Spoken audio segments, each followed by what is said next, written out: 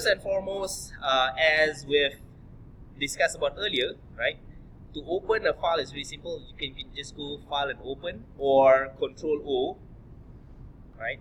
Control O will let you open it. In fact, I think I put these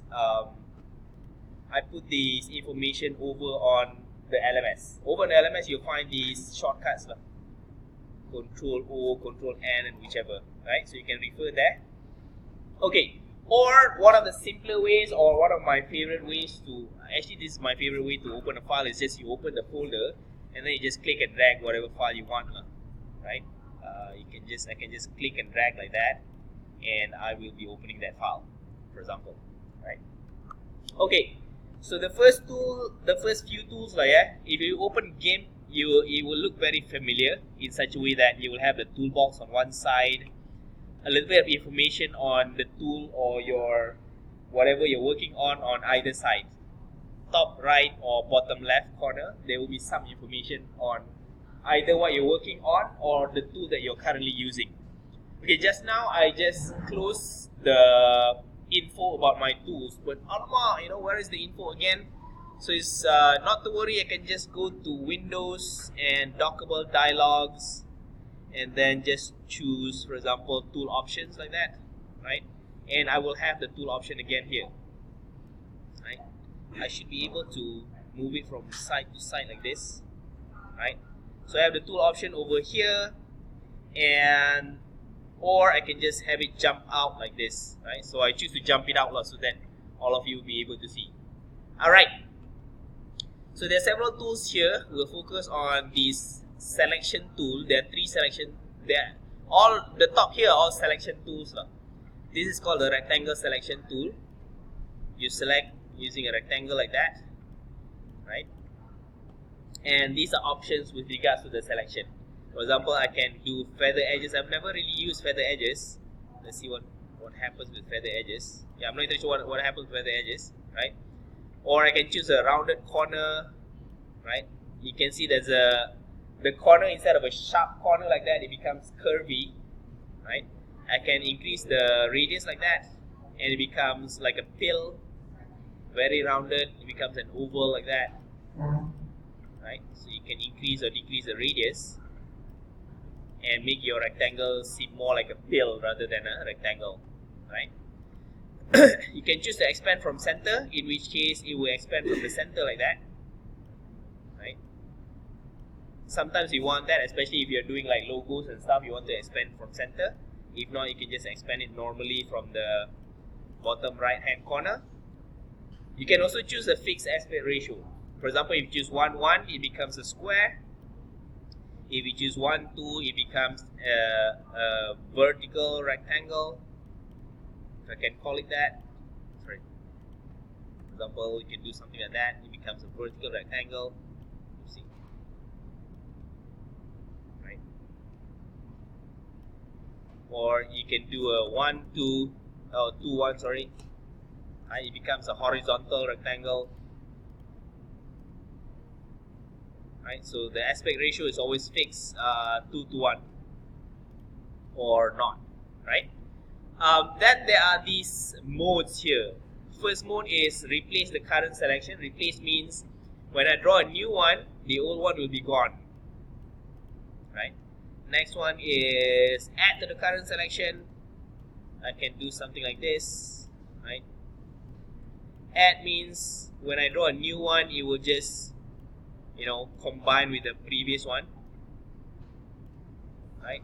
Or I can subtract. Subtract means I take away from the current selection. So when I draw a new one, the previous selection will be taken out. So something like that. So you can do like a Tetris block or something if you want, right? Or I can do an intersect. Intersect means something like this. So whatever the current selection is, when you have a new selection, it intersects in that manner, right? So you just select so this makes it handy when you want to do like a pattern or something and you want a particular shape. This makes it really, really handy. And you don't just do this with the rectangle select tool, you can also do it with the ellipse select tool. right? So you have to be sharp about these things, because as you see earlier, when I have it did empty, when I choose the intersect with the current selection, I'm not able to draw because there is no current selection, right? Here I'm able to draw, here I'm able to draw, but if it's empty like this and I choose intersect, I am not able to draw because there's nothing to intersect with, for example. Right? So these are some things that have frustrated people in the past, just so you know, right? Then there's this free select tool or lasso select tool. I call it a lasso tool. Free select tool is where you can actually just use your mouse and then select according to that shape. You can click and not let go. You can click and not let go and make that like curve, roundish thing, or you can click and let go and click and let go like this. Right? So if you click and click and click, you can be a bit more precise, I guess. So if you're not using like a tablet, drawing tablet, maybe this can be a bit more beneficial when you're just using a mouse. Right? Then we also have these two select tools. This is fuzzy select tool. Fuzzy select tool is where you choose, how do I say it? Where you choose something like this. Basically, it's choosing something that is connected and have the same characteristics. For example, the same color or something. Let's say, for example, for this particular case,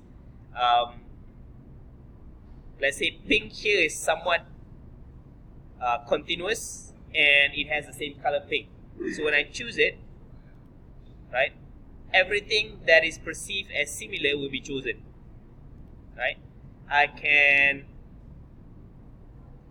increase or decrease the threshold, in which case I make it more or less sensitive. I can make it really not very sensitive or very sensitive. Yeah,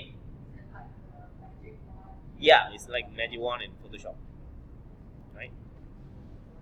Whereas if you're just selecting a color, it might do you a world of good if you just select by color. Because sometimes when we do like editing of image or something, we just want to select and change a particular color only, right? So you can select by color, for example. So everything which is perceived as the same color will be selected, right? So as you can see there, multiple selections at different location, because everything selected is perceived to have a different color.